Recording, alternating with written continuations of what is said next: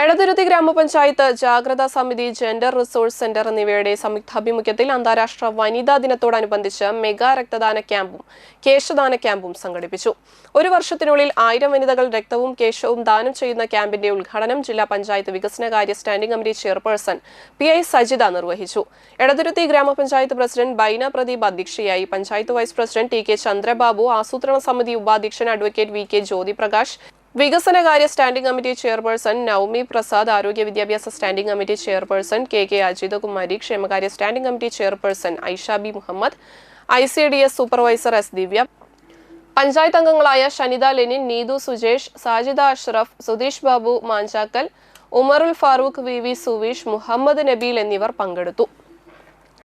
നമ്മൾ ചെയ്യുന്നത്. അപ്പോൾ നേരത്തെ പറഞ്ഞതുപോലെ തന്നെ രക്തദാനത്തിന് നമുക്ക് ഏറ്റവും ഒരു സ്ത്രീ എന്നുള്ള രീതിയിൽ, ഒരു വനിത എന്നുള്ള രീതിയിൽ നമുക്ക് വേണ്ടത് 12 പോയിന്റാണ്. 12 HBയുടെ അളവ് 12 ആണ് അല്ലേ?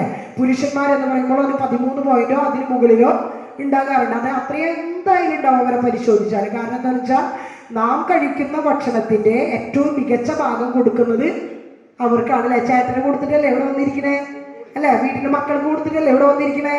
എന്നിട്ട് ബാക്കി ഉണ്ടെങ്കിൽ, മീൻ വറുത്തത് ബാക്കി ഉണ്ടെങ്കിൽ നമ്മൾ കഴിക്കും അല്ലേ? ചിക്കനും ബീഫും ബാക്കി ഉണ്ടെങ്കിൽ നമ്മൾ കഴിക്കും. പക്ഷെ ഇപ്പൊക്കെ മാറി, ഞാൻ കഴിച്ചിട്ട് ബാക്കി ഉണ്ടെങ്കിൽ ചേട്ടൻ കഴിച്ചാൽ മതി എന്നുള്ള അവസ്ഥയിലോട്ടും നമ്മൾ മാറിയിട്ടുണ്ട് അല്ലേ?